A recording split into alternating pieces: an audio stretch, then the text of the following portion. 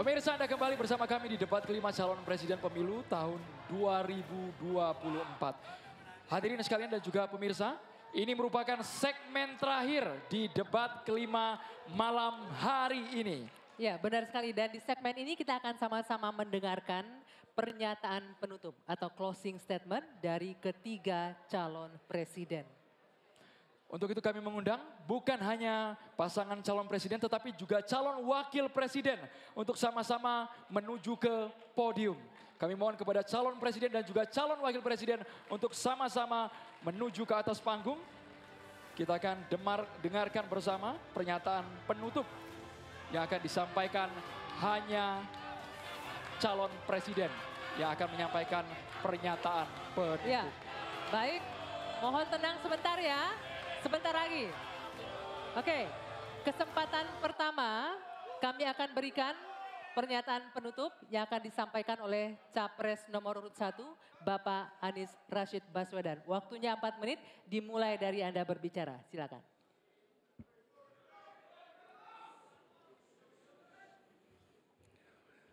Assalamualaikum warahmatullahi wabarakatuh. Ibu, Bapak, saudara sebangsa yang saya cintai. Selama 1 tahun lebih kami berkeliling Indonesia berjumpa dengan jutaan rakyat. Mereka datang bukan mengharap bayaran, mereka datang membawa harapan. Mereka menginginkan ada perubahan, kondisi hidup yang lebih baik, bisa lebih makmur. Orang tua yang di malam hari melihat anaknya tidur dalam kondisi miskin, dia melihat sambil membayangkan, akankah anak saya tetap miskin seperti ini kelak? Bisakah mereka hidup lebih baik? Kami berjuang untuk perubahan agar orang tua yang miskin itu bisa melihat anaknya tidur sambil berkata, syukur alhamdulillah walau saya miskin, walau saya kelas menengah, tapi negara hadir untuk membantu anak saya punya masa depan yang cerah. Perjalanan ini perjalanan spiritual bagi kami. Setiap jabat tangan, setiap pelukan membawa pesan. Pesan yang mereka sampaikan sebagai titip. Kami ingin Indonesia yang lebih baik. Kami ingin Indonesia yang lebih adil. Dan kami tahu Tuhan yang Maha Kuasa, Allah Subhanahu wa taala menginginkan kekuasaan yang welas asih, yang cinta kasih. Karena itu kami yakin bahwa Tuhan yang Maha Kuasa, Allah Subhanahu wa taala akan memberikan kekuasaan pada yang dikehendaki. Qul yallahumma malikal mulki tu'ti mulka man tasya wa tanziul mulka mimman tasya. Bahwa Tuhan akan memberikan dan mencabut dari yang dikehendaki. Karena itu kami dalam berjuang menyadari betul cinta kasih, welas asih, ketulusan, keteguhan menjadi bagian dari perjuangan ini. Kami menemukan orang-orang yang bertugas di lapangan bersama kami, TNI, polisi, ASN, kepada mereka kami sampaikan rasa terima kasih yang luar biasa. Dan kami akan perhatikan mereka untuk bisa hidup lebih baik setiap tahunnya nanti. Kita juga menyaksikan ada yang menolak ini, yang hidup dari ketimpangan ini, yang justru merasakan kekuasaan dari ketimpangan ini. Itu yang akan kami lawan. Tapi kami tidak melawan dengan kebencian, kami tidak melawan dengan rasa ketidaksukaan. Kami akan membawa ini dengan spirit Surodiro Joyo Diningrat, Lebur Dining Pangastuti, bahwa segala angkara murka akan kalah oleh kebaikan. Merah putih di atas semuanya. Penghormatan kepada kebinekaan, penghormatan kepada persatuan akan mengantarkan kita, yang kita ikhtiarkan bersama-sama, menjadi Indonesia yang cerdas, sejahtera, sehat. Kesetaraan kesempatan bagi semua, itulah yang kami akan bawa. Setara bagi siapa? Laki perempuan, kaya miskin, kota desa, mereka yang berpendidikan umum, madrasah, pesantren, agama apapun, suku apapun. Dan kami akan tegaskan, negara tidak berdagang dengan rakyat, negara tidak pelit dengan rakyat, negara tidak berpaling dari yang papa, negara yang penuh cinta kasih kepada semuanya, negara yang hadir dengan perasaan yang halus, yang rahman, yang rohim, kepada semua yang merangkul dengan perasaan cinta. Sebagai orang tua bagi anak-anaknya, sebagai abah bagi anak-anaknya semua, yang mencintai semua dengan sepenuh hati, memperhatikan yang paling bawah untuk meningkat kesejahteraannya. Agar apa? Yang di tengah terangkat. Bila yang di bawah terlupakan, yang di tengah pun akan terlupakan, terhimpit. Karena itu pesan yang kami bawa adalah pesan negara yang menyayangi, negara yang welas asih, dan negara yang membereskan soal ketimpangan, negara yang membereskan soal ketidakadilan, membesarkan yang kecil tanpa mengecilkan yang besar, menguatkan yang lemah tanpa melemahkan yang kuat. Mari Katong lakukan perubahan. Terima kasih. Assalamualaikum warahmatullahi wabarakatuh. Selanjutnya kita ke calon presiden nomor urut 2, Bapak Prabowo Subianto untuk menyampaikan pernyataan penutup. Waktu Bapak 4 menit dimulai saat Bapak berbicara. Bismillahirrahmanirrahim. Saudara-saudara sebangsa dan setanah air, kita baru saja beberapa bulan ini melaksanakan kampanye yang penuh dengan semangat, penuh dengan kontestasi, kadang-kadang penuh dengan kata-kata yang keras. Tetapi itikat kita baik. Saya kira 3 paslon semuanya ingin yang terbaik untuk rakyat Indonesia.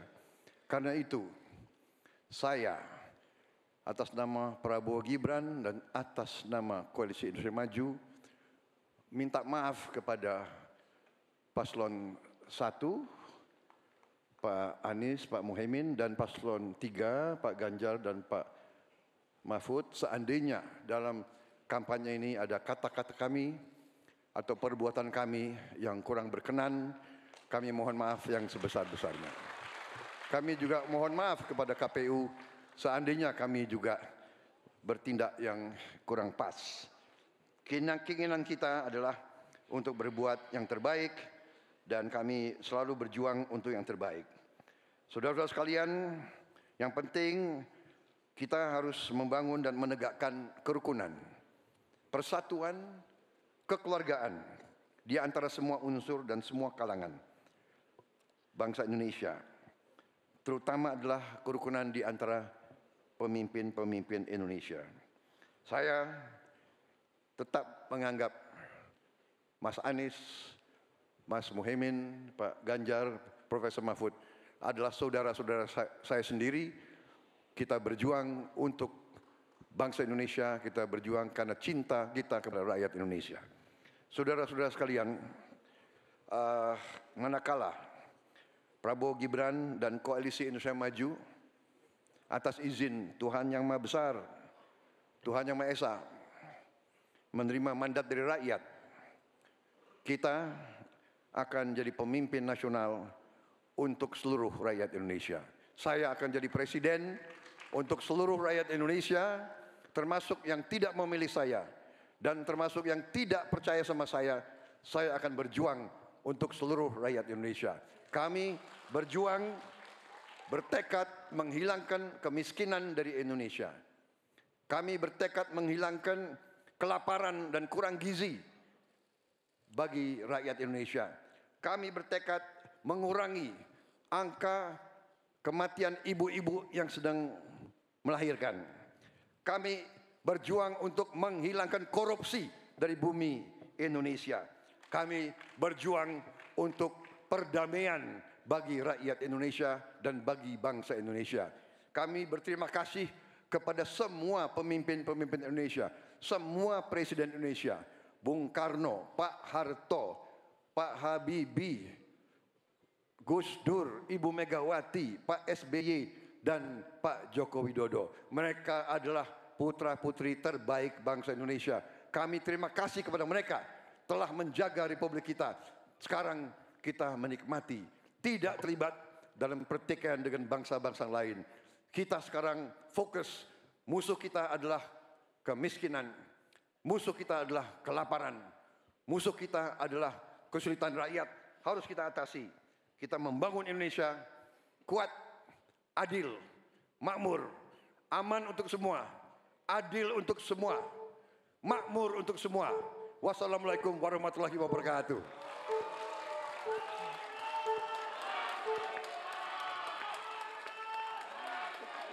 Ya, pernyataan penutup selanjutnya akan disampaikan oleh calon presiden nomor urut 3 kepada Bapak Ganjar Pranowo. Kami persilakan 4 menit waktunya dimulai dari Anda berbicara.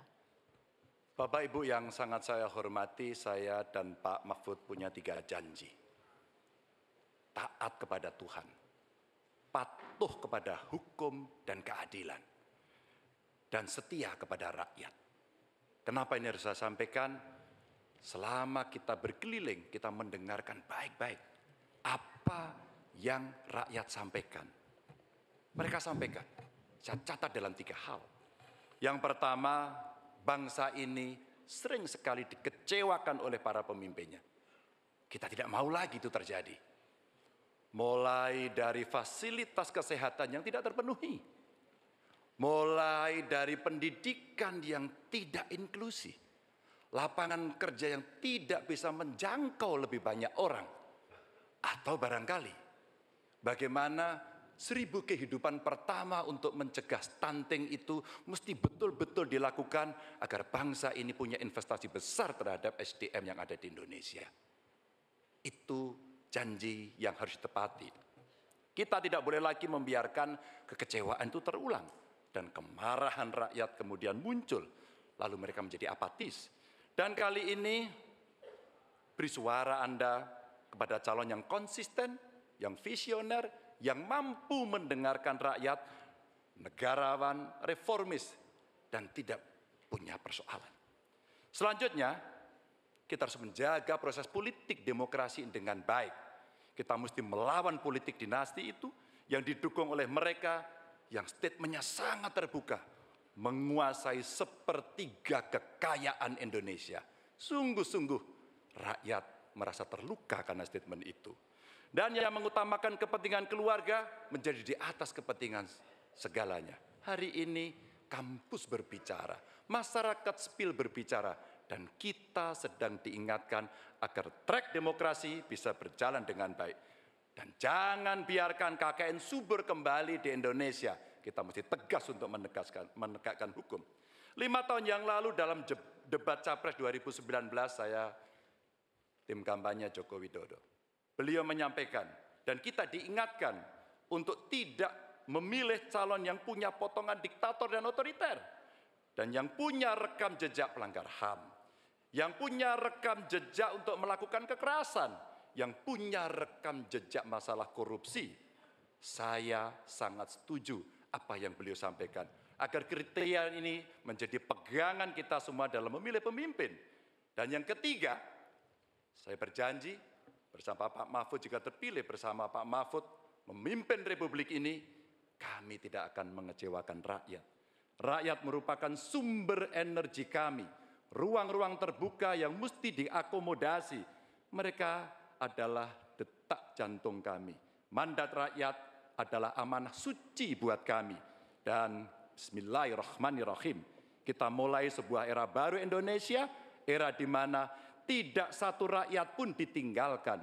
No one left behind. Dan kita memasuki era gotong royong menuju Indonesia unggul.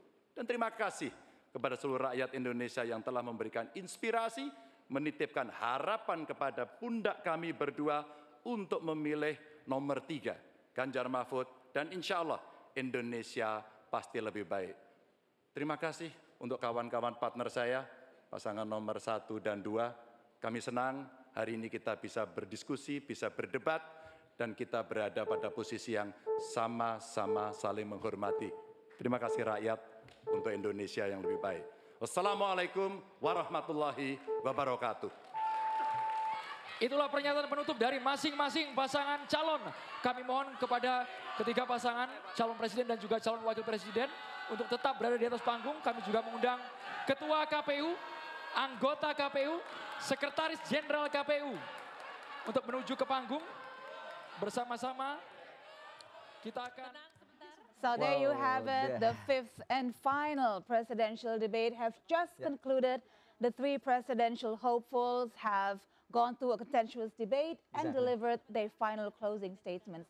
So Rahmat, maybe now we should go back into our analyst mode. We should now dissect all the answers and all the statements delivered by the presidential hopefuls and go back to our experts and see what their takeaways from this debate. That's right. I'd like to go over to our both gentlemen here joining us for the conversations. Professor and Doctor, both of you, what are your key takeaways for the last 3 hours, for the final rounds of debates and all the key points that have been delivered, that have been conveyed by each pairs of the candidates? Start with the professor first. Okay, I think if we saw the debate with a great discussions, So I don't see that this is a strong debate like the previous one. Okay, That's yeah. the first thing. Less heated. then. Yes, less heat. And secondly, if we see example from Prabowo, actually he stressed regarding the free food for peoples. Yes. And he said that this is very important to support while Pak Ganjar asking about free internet and everything. And secondly, also Prabowo stressing regarding the stunting, also stressing better woman health and also the education, and also how states should provide culture ecosystem, and also stressing how respect the culture and also support the education, especially for medical students and doctors, because we need more doctors, he said. Yeah. So what we see is that Prabowo stressing on that issues, especially on the healthcare systems, culture, and educations. If we see from Anies, right? Okay. Anies, 01. Yeah. He stressed regarding the change of what the government did until now. Indonesia is not for elite, what he said. Yeah. And he's trying that don't build corruption, collusion, nepotism under the government of his administration if he is trusted to become one of the president one day. And also certification for teachers, reduce burden for teacher, and for the IT investment, and also how he promote or stressing regarding the student loan. Because this is still controversy in our people. Yeah. And the other else is that about the manufacture sovereignty, and also protection of intellectual property, and also labor intensive, also important on that side. And especially while Pak Anies became our former minister, and he stressed the welfare for teacher and lecturers. This is very important for the welfare. And also about the legal status of the teachers and lecturers. If I take a note for Ganjar, right? Ganjar, it's campaigned also how they trying to improve the democracy, especially if he ran and elected as the president. That he concerned about how we have freedom of expressions. This is very important because we as the people need to express. So it's okay. If I became a president, you can criticize everything that you want, because this is the rights of the peoples. Yes, especially people from the creative industry You're you right. mentioned. You're right, especially. And then he stressed also the digital, the free internet, and also help in IT industry to grow. And I also take notes that regarding the world population prospect also, actually he stressed on that. So I think from these three candidates, no serious debate, no serious argument on this issue. No significant opposition. No significant opposition. They did more safe, right? I don't know why, because maybe they still play safe until 14 February. Right? Because we have to see whether they can run until only the first quarter or until the second quarter. We'll see. I think you're right, Prof. I mean, in terms of aggressiveness, it is a bit underwhelming, but I think it's interesting to note that most of our discussion was actually also discussed by the presidential candidates. So that's pretty good, because they take note of our discussion, right? And I saw that number 2, Pak Prabowo, have similar opinions with number 1, with Pak Anies. Actually, almost free. He agreed with a lot of the statements actually made by the Maybe he want to change. He want to change the perceptions of the people. Last time, they quite a lot debate between Pak Anies and Pak Prabowo. Now it's a bit soft, Different with Pak Ganjar also. Yes. And what's also even more different was that they didn't take their time to sort of negate the others, candidates' opinion. In a way, saying that I didn't find you answering my questions, and where's the answer to my questions, and you didn't hit the note of those kinds of things were missing today. And a lot of those statements that have been made by these candidates started with, I basically agreed with both of you. You're right. I'd like to add to that. So this has been said many, many times. Plus, Pak Ahmad, they don't strictly answer the questions. Even I see that there are more data. I think no significant data to provide on this debate. Right. And the energy level too, if we must say that. Yes. We have a theory that maybe at some point after You're right. weeks and weeks of campaign, Yes. it's been energy draining activities Yeah. out there. Yes. Probably for this last particular debate, we're just going to take it slow Yeah. and Like it's go low more tension, low Yes. tension, not That's too right. hot, right? But The as a energy seems to result, be a bit depleted. You're that's right. right. Rahmat. And Yeah. as a result, more substances, more programs are being conveyed Okay. rather than all of Yeah. these commotions and Yeah. negating each other. Let's go to Dr. Yusuf now. Yes. Health sector-wise, Doctor, what are some of the keynotes that you've taken from the three presidential candidates that have made their points today? Okay, the keyword of we must observe of the president's candidate answer and question.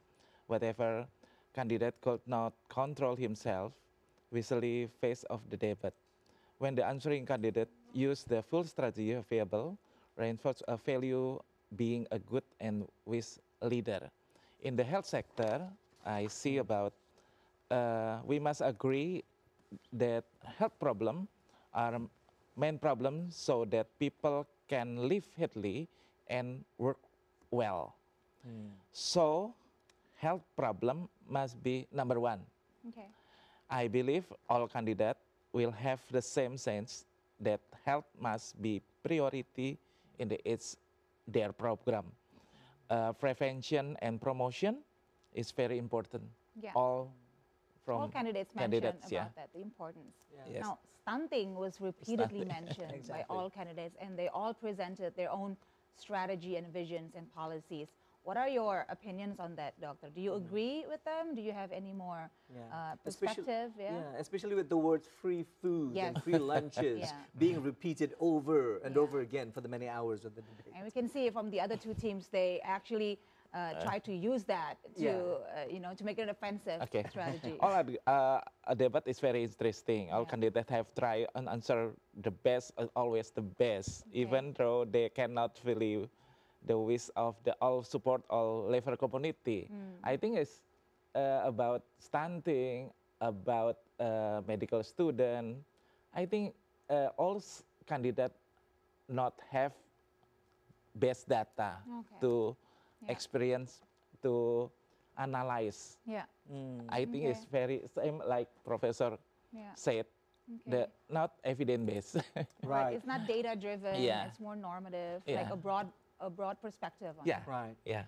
Dr. Yusuf, in particular, Pak Prabowo, Mr. Prabowo said that we need to build more hospitals, we need to have more doctors, essentially echoed by the other candidates as well. Yeah. But in regards to the data, he mentioned in precise that we need 140,000 doctors Yeah. and 300 more medical faculties across the nations. How do we go about this? And is it even realistic to do so, I don't know, during his tenure in 10 years?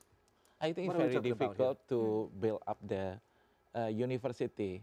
Okay. I'm a lecturer in University of Indonesia. I'm lecturer in Polytechnic Health, Polytechnic of Ministry of Health. Yeah. When we built up the one of the health center, we have more analysis SWOT, strength, weakness, opportunity, and threat. Yeah. And we must analyze how we come to break even. Oh, okay. Yeah. Okay. I think it's very difficult to build out more medical student, Yeah. medical Faculties. faculty, Yeah. because we don't have more lecture in medical. Okay. Yeah. So there's actually another issue Yes. that needs to be resolved Yeah. before we Yeah. start building more medical. You don't want to go faculty. to classes with that professor teaching. Okay.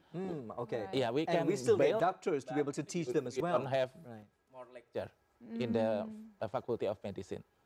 So the Okay. problem goes way even Yeah. deeper than just building the Right. faculties So itself. that is Yeah. why you say basically they're just scratching the surface Yeah. of the issues that are being discussed. They don't really know what's the situation that is happening. Then health sector, not only doctor, we need a nurse, we need midwife, Okay. we need laboratorium analyze, Yeah. we need radiology photograph, Okay. not only medical doctor. Yeah. Right. Okay. Thank you, Dr. Yusuf, for your analysis. Prof. Aryawan, maybe you'd like to add what are the highlights of the debate? What do you think will be the moments that will be spreading around social media tomorrow? That's right, and particularly moments that probably, Siska said that before, sway voters who haven't decided who to choose yet. Exactly.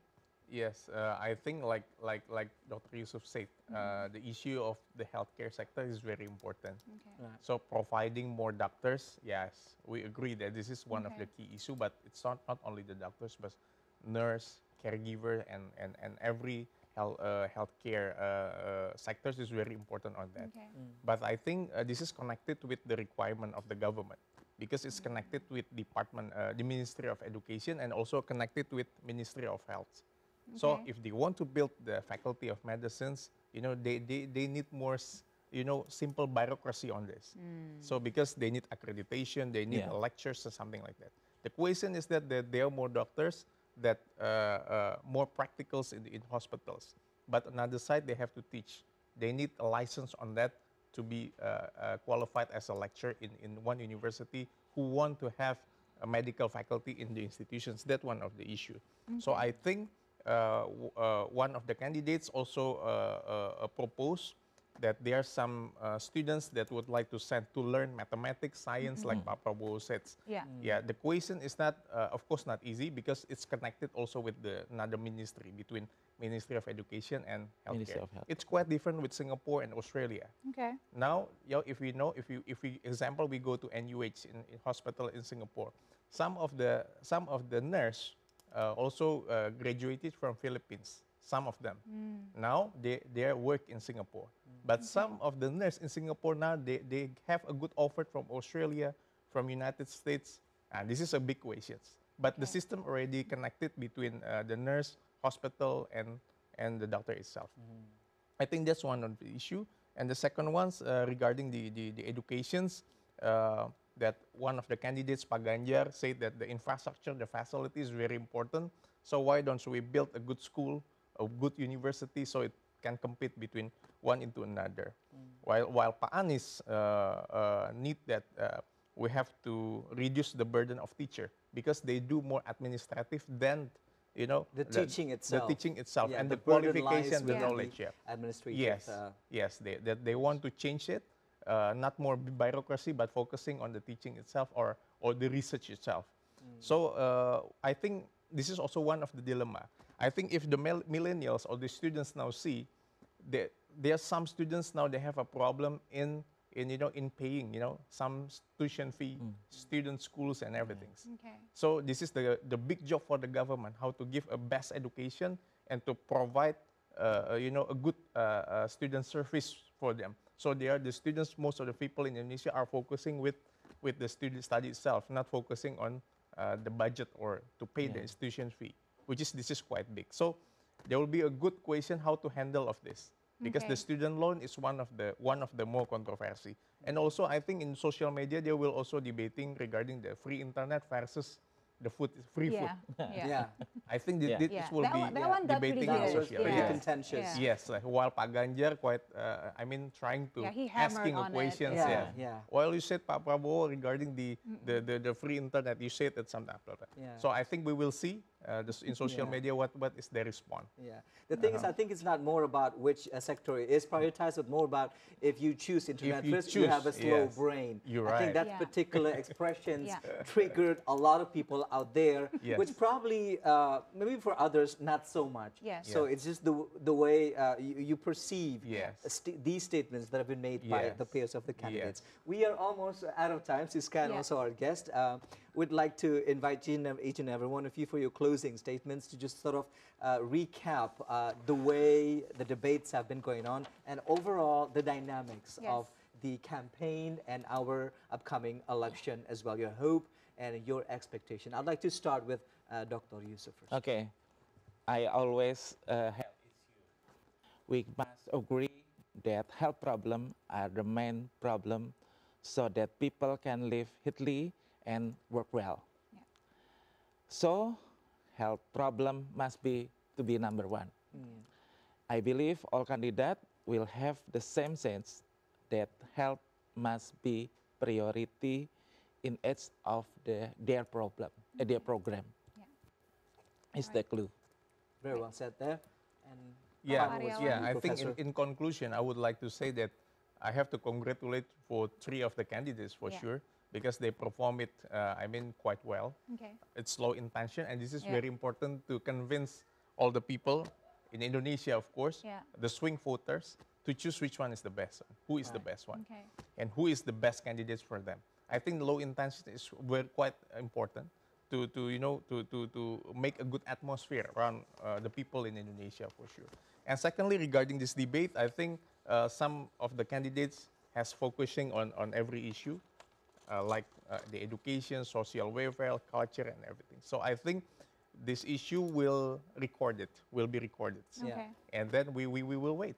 So in 14 February, whether it is, will be elected or so we still wait for the second round. We will see. Right. Yeah. If it is elected, we wait for their promise to complete, their Whether promise or into not the those people. words will come Yeah. true. Yes, because and on the next 5 years they will be checked by the people, because every people now is getting smart. Yes, that's true. The internet is quite faster now, Yes. so they will check it. And whatever that has been And said cross-check it. tonight Yes. will be online forever. Forever. Okay. And we suppose that the fifth and the final debate will sort of inform all of the society to make an informed decisions come February 14th. And if that's not enough, Siska and our guests, probably the 10th of February will be the final opportunity to closely pay attention to what they have to say for the final major campaign. And that will be at JIS, Jakarta International Stadium for pier number 1. Oh, okay. And then in GBK, Gelora Bung Karno, pier number 2. And in Jawa Tengah, in Semarang, for pier number 3. Last opportunity to make up your mind. Still a lot to look Indonesian forward to, athlete. right, for the rest of the campaign season. But for now, we'd like to express our gratitude for our guest speakers. Thank you very much once again to Prof. Aryawan Gunadi, expert in business law and international trade. Always a pleasure to have you here, Prof, with us. And of course, it's a pleasure to have Dr. Yusuf Kristianto, health researcher, to help us understand about the healthcare landscape in Indonesia. Thank you so much, Doc, for your time. Thank you, Thank you. Dr. and Professor, for allowing us to pick your brain. Do come again, and this has been such a pleasure to have you in the studio. And that concludes our fifth and final debates and the coverage of it all right here from Jakarta, Indonesia. And now it's time for us to bid you adieu before we invite you to please be at the voting booth on the 14th of February 2024 in Indonesia and on the 11th of February 2024 wherever you are around the world. Finally, I'm Rahmat Idris. I'm Siska Becker, and that's right, Rahmat. Please use your right to vote. It is a privilege, and there is nothing like the thrill of being a part of a democratic milestone. And also don't forget to be a responsible citizen. Let's do our parts in safeguarding an honest and peaceful election process. Let us all respect and appreciate the differences in our political choices. I'm Siska Becker. Thank you for joining us. Until next time. Bye-bye.